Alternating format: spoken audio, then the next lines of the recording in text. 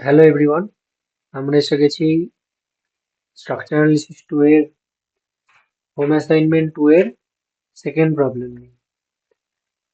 তো সেকেন্ড প্রবলেমে কি দেওয়া আছে? Perform moment distribution for the portal frame শোন as below, also draw BMDSFD. E and I may be taken same as in problem 1. Sides way of point B and C will be same. মানে কি এখানে loading বলতে একটাই P load যেটা পড়ছে B জয়েন্টে, যার ফলে ফ্রেমটা এভাবে হয়ে গেছে, সোয়ে হয়ে গেছে বা ডিফর্ম হয়ে গেছে। এখানে কি বলেছে, বি এন্ডে যে ডিফরমেশনটা হচ্ছে সেটাই সি এন্ডেও হচ্ছে, সেম ডিফরমেশন। ঠিক আছে, তো আমাকে এখান থেকে bending moment diagram, shear force diagram আঁকতে হবে আর মোমেন্ট ডিস্ট্রিবিউশন করতে হবে। ঠিক আছে, তাহলে এখানে আমার এই ডেল্টাটা আননোন, ডেল্টাটা কিন্তু আমরা জানি না। কি কি দেওয়া আছে? P, L, H, E, I, B, C, I, A, B আর আই, সি, ডি। এলটা কার লেন্থ? এলটা হচ্ছে বিসি মেম্বারটার লেন্থ। ঠিক আছে, এলটা হচ্ছে বিসি মেম্বারটার লেন্থ আর বাকি সব তো দেওয়াই আছে। আর ই সবার জন্য সেম।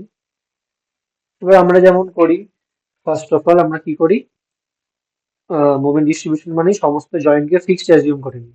তাহলে সব জয়েন্টকে ফিক্সড অ্যাজিউম করে নিলাম। তাহলে ফ্লেক্সুরাল স্টিফনেস কত ফিক্সড জয়েন্টের? 4EI/L। এখানে আইটা যেহেতু ভেরিয়েবল, রিলেটিভ স্টিফনেসে I/L এই টার্মটা রইল। আগের অঙ্কটায় আমরা 1/L কে নিয়েছিলাম, কেননা আইও সমস্ত মেম্বারে কনস্ট্যান্ট ছিল।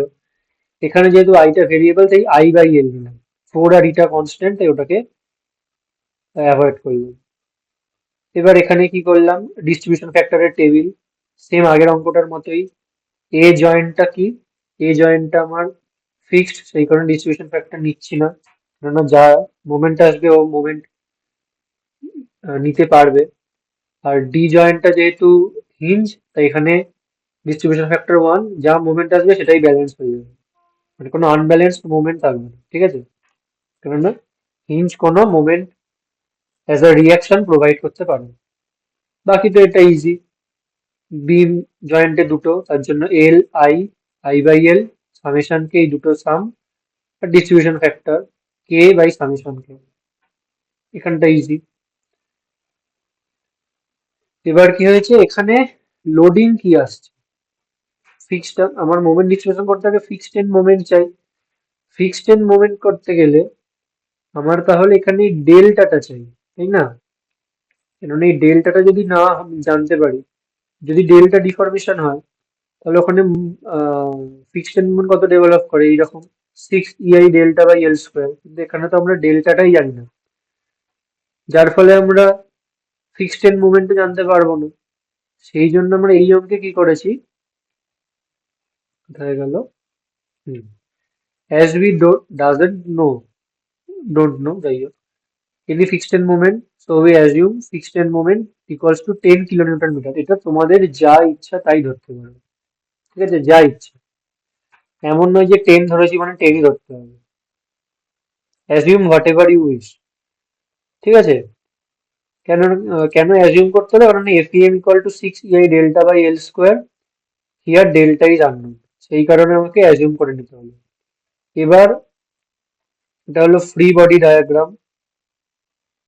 এই এ বি স্প্যানে বি যদি ডেল্টা পরিমাণ ডিফ্লেক্ট করে, তাহলে বি তে এইরকম অ্যান্টি ক্লকওয়াইজ ডিরেকশনে মুভমেন্ট আসে। সেটা আমরা আগের অঙ্কটাতেও ডিসকাস করেছিলাম বা এখানেও আঁকা আছে। ধরো এই জয়েন্টটা এ জয়েন্ট, এই জয়েন্টটা বি জয়েন্ট, তাহলে বি জয়েন্টে অ্যান্টি ক্লকওয়াইজ মুভমেন্ট ডেভেলপ করছে, এই জয়েন্টেও অ্যান্টি ক্লকওয়াইজ মুভমেন্ট ডেভেলপ করছে। ঠিক আছে, তাহলে সেই মতোই এবি মেম্বারের জন্য বিএমডি এঁকেছি, বিএমডি না সরি এফবিডি, মানে ফ্রি বডি ডায়াগ্রাম। তাহলে এখানে এ জয়েন্টে এখানে যদি অ্যান্টি ক্লকওয়াইজ আসে তাহলে এখানে ক্লকওয়াইজ আসবে, এখানে বি জয়েন্টে অ্যান্টি ক্লকওয়াইজ হলে এখানে ক্লকওয়াইজ আসবে। বি সি তে কোনো লোডিং নেই, যা লোডিং আছে অ্যাক্সিয়াল লোড, অ্যাক্সিয়াল লোড এর জন্য কোনো বেন্ডিং মোমেন্ট হয় না, সেই কারণে বিসি মেম্বারটা যেমন ছিল সেরকমই আছে। সিডি মেম্বারে আবার সেম, যেহেতু এই সি পয়েন্টটা ডিফ্লেক্টেড হচ্ছে, তাহলে সি পয়েন্টে অ্যান্টি ক্লকওয়াইজ, এখানে ডি পয়েন্টে অ্যান্টি ক্লকওয়াইজ, এখানে এই ডি পয়েন্টে ক্লকওয়াইজ। এটা হিঞ্জ, কিন্তু আমরা তো এখন তো সব ফিক্স ধরে নিয়েছি, তাই জন্য এখানে 10টা দেখিয়েছি। ঠিক আছে, নিয়ে এবার মোমেন্ট ডিস্ট্রিবিউশন হলো, এ বি স্প্যানেতে কি হলো, অ্যান্টি ক্লকওয়াইজে 10 মানে -10 ফিক্সড এন্ড মোমেন্ট, বি জয়েন্টে বি এ মেম্বারে -10, বিসি মেম্বারে কোনো মোমেন্ট নেই তাই 0 ফিক্সড এন্ড মোমেন্ট, সিবি তেও 0, সিডি তে -10 অ্যান্টি ক্লকওয়াইজ বলে, ডিসি তেও -10। ঠিক আছে, এবার আমরা যেরকম মোমেন্ট ডিস্ট্রিবিউশন করলাম আগের অঙ্কটার মতোই, যেহেতু এ জয়েন্টটা ফিক্স তাই এটার কোনো ব্যালেন্সিং মোমেন্ট নেই, আর ডি জয়েন্টটা যেহেতু হিঞ্জ তাই যে পরিমাণ ফিক্সড এন্ড মোমেন্ট আসছে বা যে পরিমাণ আনব্যালেন্সড মোমেন্ট আসছে পুরোটাই ব্যালেন্সিং এ ব্যালেন্সড হয়ে যাচ্ছে, কেননা আলটিমেটলি আমার টার্গেট হচ্ছে এইখানে সামটাকে 0 করা। ঠিক আছে, তো তাহলে এবার যেরকম মোমেন্ট ডিস্ট্রিবিউশন করা হয় সেরকম মোমেন্ট ডিস্ট্রিবিউশন করলাম, -10টাকে ভেঙে দিলাম দুটোতে, -10-এর ওপর তোমার এটা +6.88, এটা +3.12, according to distribution factor distribute হয়ে গেল। মোমেন্ট ডিস্ট্রিবিউশনটার আলোচনা করছে কারণ এটা আশা করি সবার জানা উচিত। বাট একটা জিনিস কি, এই ফিকশন মোমেন্ট নেগেটিভ হলে ব্যালেন্সিং পজিটিভ হবে, বা ক্যারি ওভার পজিটিভ হলে এখানে ব্যালেন্সিং নেগেটিভ হবে, কেননা এই ক্যারি ওভার যে মোমেন্টটা আছে সেটাকে আমরা ব্যালেন্স করে দিচ্ছি। ব্যালেন্স করার জন্য কি হবে, এটা পজিটিভ হলে এটা নেগেটিভ আসবে। ঠিক আছে, তাহলে হয়ে গেল এভাবেই। এইখানে যেহেতু এটা ফিক্সড তাহলে কোনো ব্যালেন্সিং আসছে না, তাই জন্য এখান থেকে কোনো ক্যারি ওভারও আসছে না, কিন্তু এখানে যেহেতু সবটাই ব্যালেন্স হতে হতে আসছে তাই কারেসপন্ডিংলি এই ব্যালেন্সিং এর অর্ধেক এখানে হাফ হয়ে যাচ্ছে ক্যারি ওভার, আর এখানে যে ব্যালেন্সিং তার অর্ধেক হাফ হয়ে এদিকে চলে আসছে। এভাবে করতে করতে গেলাম, এই যে সামেশন করলাম। আগের অঙ্কটা একটা কি করেছিলাম লাস্টে, এইখানে যে মোমেন্টটা আসছে ফিক্সড এর, ফিক্সড যদি এই জয়েন্টটা, তাহলে বি এর এন্ডে যে মোমেন্টটা সেটার ক্যারি ওভার অর্ধেক এখানে পাঠিয়েছিলাম, কিন্তু সেটা এতটাই ছোট, পাঠালেও হয় না পাঠালেও হয়। ঠিক আছে, তো সেটা তোমাদের ইচ্ছা, পাঠালেও কোনো অসুবিধা নেই, না পাঠালেও কোনো অসুবিধা নেই, কিন্তু যেহেতু জেনারেলি মুভমেন্ট ডিস্ট্রিবিউশনের টেবিল ব্যালেন্সিং এ গিয়েই শেষ হয়, কেননা ক্যারি ওভার মানে আবার আনব্যালেন্সড মুভমেন্ট চলে আসছে, তো সেই কারণে আমরা ব্যালেন্সিং এই শেষ করবো। ক্যারি ওভার যদি শেষ করি শুধুমাত্রই এ জয়েন্টে এবি মেম্বারেতেই ক্যারি ওভার আসবে, আর কিন্তু অন্য কোথাও যাবে না। ঠিক আছে, তাহলে সামেশন করলাম, সামেশনের রেজাল্ট এসে গেল। এবার তাহলে কি, now the free body diagram of the given frame is as below. এবার মোমেন্ট ডিস্ট্রিবিউশন করে এই যে মোমেন্ট গুলো পেয়েছি সেগুলো আমরা ফ্রি বডি ডায়াগ্রামে অ্যাপ্লাই করে দিলাম। ঠিক আছে, তো এখানে এই মুভমেন্ট এলে কারেসপন্ডিং রিয়াকশনও আসবে, রিয়াকশনের ডিরেকশন কি করে পাচ্ছি, এবি মেম্বারে মোমেন্ট আসছে আমার অ্যান্টি ক্লকওয়াইজ, তাহলে এই আর এ আর, তাহলে এই আর এ, এখানে যে আর এ হবে এখানেও তাই আর এ হবে, কারণ মাঝখানে কোনো লোডিং নেই তাই জন্য দুটোকেই আর এ বলে লিখেছি। ঠিক আছে, কিন্তু অরিজিনাল আর এটা আসছে এখানে, এটার রিয়াকশনটা আসছে এখানে। ঠিক আছে, তো তাহলে আমার মোমেন্ট এবি স্প্যানেলার যে অ্যান্টি ক্লকওয়াইজ, তাহলে আমার রিয়াকশন ফোর্স এমন আসবে যাতে সেটা ক্লকওয়াইজ মুভমেন্ট নেয়, তবে এই জিনিসটা ইকুইলিব্রিয়ামে থাকবে, তবে এবি মেম্বারটা ইকুইলিব্রিয়ামে থাকবে। ঠিক আছে, বিসি মেম্বারেও কারেসপন্ডিং রিয়াকশন আসবে, কিরকম আসবে, বি এন্ডে আসবে নিচের দিকে, সি এন্ডে আসবে ওপরের দিকে। কেন, কেননা বিসি মেম্বারে ক্লকওয়াইজ মুভমেন্ট লাগছে, তাহলে রিয়াকশন গুলো এমন হবে যেটা অ্যান্টি ক্লকওয়াইজ মুভমেন্ট লাগাবে, তাহলে এখানে বি এন্ডে নিচের দিকে রিয়াকশন হবে, সি এন্ডে উপরের দিকে রিয়াকশন হবে। সিডি মেম্বারেও সেম, এখানে ডি এন্ডে আর ডি লাগছে, সেম সি এন্ডেও তার রিয়াকশন হিসেবেও আর ডি রিয়াকশন আসছে সেম ভাবে। 2.78 আমার কোন দিকে আছে, অ্যান্টি ক্লকওয়াইজ, তাহলে এই দুটো আর ডি যে কাপল হয়েছে সেটা আমাকে ক্লকওয়াইজ মুভমেন্ট দিচ্ছে, তার জন্য মেম্বারটা ইকুইলিব্রিয়ামে আছে। এবার আর এর ভ্যালু কি করে পাবো, ইকুইলিব্রিয়াম ইকুয়েশনে সলভ করবে তাহলেও হবে, এই বি এন্ডে মোমেন্ট 0 নিয়ে নেবে, তাহলে আর এসে যাবে কত, এই দুটো মোমেন্টের সামেশন বাই লেন্থ, এই লেন্থ কত ছিল 4.25, এইচ, এইচ এর ভ্যালু আমরা প্রথমেই বের করে রেখেছিলাম 4.25, ওখান থেকে আর এ এলো, সেম ভাবে আর ডি এলো। এবার according to the equilibrium equation, এই আর এ আর আর ডি হচ্ছে আমার সাপোর্টে আসা দুটো রিয়াকশন ফোর্স, আর আমার অরিজিনাল বিমে, সরি অরিজিনাল ফ্রেমে আমার হরিজন্টাল লোড কোনটা ছিল, একটাই ছিল পি, তাহলে এই আর এ আর আর ডির সামটাকে পি এর সঙ্গে সমান হতে হবে,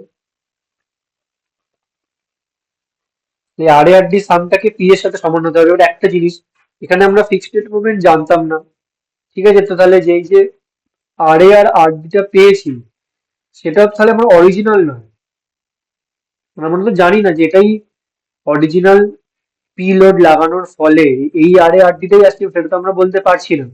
সেই জন্য আমরা summation F X equal to zero করার সময় P equals to R A plus R D, এই আর এ প্লাস আর ডির সঙ্গে একটা কনস্ট্যান্ট ফ্যাক্টর কে গুণ করেছি, ঠিক আছে? এইটা কেন গুণ করেছি, কেননা আমরা তো ফিক্সড মোমেন্টটা জানতাম না, ওটাই তো আমরা অ্যাজিউম করে নিয়েছিলাম। তো সেই ফিক্সড মোমেন্টের মোমেন্ট ডিস্ট্রিবিউশন করেই আমরা এই ফ্রি বডি ডায়াগ্রামের মোমেন্ট গুলো পেয়েছি, সেখান থেকেই আমরা আর আর আর ডি পেয়েছি। তাহলে আমাকে একটা কনস্ট্যান্ট ফ্যাক্টর মাল্টিপ্লাই করতে হবে, সেখান থেকে কনস্ট্যান্ট ফ্যাক্টরটার ভ্যালু এলো 26.37। তাহলে এই 26.37 ইন্টু 10 যেটা আমি অ্যাজিউম করেছি, এটাই হবে আমার রিয়েল ফ্রেমের ফিক্সড মোমেন্ট। কেন? উল্টো দিকে দেখো, উল্টো দিক থেকে যাও, back calculation. K equals to 26.37, তার মানে কি আর এ প্লাস আর ডি দুটোকে যদি আমি 26.37 টাইমস করে বাড়িয়ে দিই, তাহলেই আমার এই summation F X equal to জিরোটা স্যাটিসফাই করবে। এবার এই আর এ আর দিকে 26.37 টাইম বাড়াতে গেলে কি করতে হবে, এই প্রতিটা এন্ড মুভমেন্টকে 26.37 টাইম করে বাড়াতে হবে। আর এই এন্ড মোমেন্ট আমরা কোথা থেকে পেয়েছি, ফিক্সড এন্ড মোমেন্ট আর মোমেন্ট ডিস্ট্রিবিউশন করে, তার মানে আমাকে আলটিমেটলি কি করতে হবে, ফিক্সড এন্ড মোমেন্টটাকেই 26.37 টাইমস বাড়িয়ে দিতে হবে। তাহলে fixed end moment of real frame কি হলো, 10 ইন্টু 10, 26.37, 263.7 কিলো নিউটন মিটার। এবার ফিক্সড এন্ড মোমেন্টের ফর্মুলা কি, এই স্ট্রাকচারে 6 EI delta by L square, প্রথম থেকেই বলে আসছি। এখান থেকে আমরা ডেল্টা পেয়ে গেলাম, ডেল্টাটা এখন আমার নোন হয়ে গেল। এবার আর এ আর আর ডির সঙ্গেও কি করলাম, যে আর এ আর আর ডি পেয়েছিলাম সেগুলোর সঙ্গে এই কে ফ্যাক্টরটা গুণ করে দিলাম, তাহলে আর এ আর আর ডি পেয়ে গেলাম। এখানে লিখে দিয়েছি as FEM is multiplied by 26.37, all moments coming from moment distribution should be multiplied by 26.37। কেননা ফিক্সড মোমেন্টটাই তো ভেঙে ভেঙে আমার মোমেন্ট ডিস্ট্রিবিউশনের লাস্টের মোমেন্ট গুলো আসছে, তাহলে ফিক্সড মোমেন্টটাই যদি মাল্টিপ্লাই হয়ে যায় 26.37 দিয়ে, তাহলে ওর নিচে যতগুলো মোমেন্ট আছে সবগুলোই সেম ফ্যাক্টর দিয়ে মাল্টিপ্লাই হয়ে যাবে। এবার শিয়ার ফোর্স ডায়াগ্রামে গেছি, শিয়ার ফোর্সের ভ্যালু তো আমি এখান থেকে পেয়ে গেছি আর, ডিরেকশন কি করে পাবো, আর এর ডিরেকশন হচ্ছে লেফট সাইডে ছিল, তাই জন্য নিচের এইটাও লেফট সাইড। আর বিটা রাইট সাইডে ছিল, তাই এটাও রাইট সাইড। এটা শর্টকাট ট্রিক, এভাবে মনে রাখতে পারো। দেখো এখানে আর এ আর এইদিকে যে বি এন্ডে যে আর, এই দুটোর যা ডিরেকশন ছিল এইখানেও তাই ডিরেকশন হয়েছে। আর যদি ভালো করে বুঝতে যাও তাহলে কি, এই এন্ডে যখন আর এ লাগছে লেফট সাইডে, এবার এই মেম্বারের মাঝামাঝি একটা ক্রস সেকশন কাট করো, তাহলে এই ক্রস সেকশনের অ্যাজ আ রিয়াকশন অফ আর এ আমার যে শিয়ার ফোর্সটা আসবে সেটা আসবে রাইট সাইডে, এদিকে আর এ যাচ্ছে লেফট সাইডে, তাহলে এই সেকশনে আসবে রাইট সাইডে। তাহলে এই সেকশনে পাশের যে মেম্বারটা বা পাশে যে সেকশনটা হবে সেটাই আবার লেফট সাইডে আসবে, ঠিক আছে? এটা যদি বুঝতে না পারো, এটা জাস্ট মনে রেখে দাও, আর এ লেফট সাইডে হলে এদিকে নিচটা লেফট সাইডে, এই আর বিটা রাইট সাইডে হলে এটার ওপরটা রাইট সাইডে। সেম ভাবে বিসি এন্ডে করেছি, সেম ভাবে সিডি এন্ডে করেছি। এখানে ডি তে মেম্বার ছিল, ডি তে আর ডি ছিল লেফট সাইডে, দেখো এখানে নিচেটা লেফট সাইডে, ওপরটা ছিল রাইট সাইডে, এইখানে এটা রাইট সাইডে। আর এটা কি বেন্ডিং মোমেন্ট ডায়াগ্রাম, এটা হচ্ছে tension side bending moment diagram. এটা কি করে পেলাম, এই যে মোমেন্টটা পড়ছে, মোমেন্টের এই যে টেল এন্ডটা হয় পজিটিভ, মানে টেল এন্ডের দিকে টেনশন আসে, আর এই তীর চিহ্নটা যেদিকে মানে এই এন্ডে কম্প্রেশন আসে। এবার এদিকে দেখো, তাহলে এই এন্ডে টেনশন, এই এন্ডে কম্প্রেশন। টেনশন সাইড বিএমডি মানে কি, এই এই যেদিকে টেনশন বা যেদিকে টেল থাকবে সেই দিকে আমরা বেন্ডিং মোমেন্ট ডায়াগ্রামটাকে পজিটিভ দেখাবো। তাহলে এবি মেম্বারেতে বি এন্ডের মোমেন্টের জন্য এই দিকে টেনশন আসছে, আর এ এন্ডের মোমেন্টের জন্য এই দিকে টেনশন আসছে, এই দুটোকে লিনিয়ারলি যোগ করে দিলাম বেন্ডিং মোমেন্ট ডায়াগ্রাম। সেম বিসির জন্য ভ্যালু গুলো আমরা তো পেয়ে যাচ্ছি, এন্ড মোমেন্টের সঙ্গে ওই কে ফ্যাক্টরটা মাল্টিপ্লাই করে দিলেই আমরা এই এন্ড মোমেন্টের ভ্যালুগুলো পেয়ে যাচ্ছি। এটাও সেম।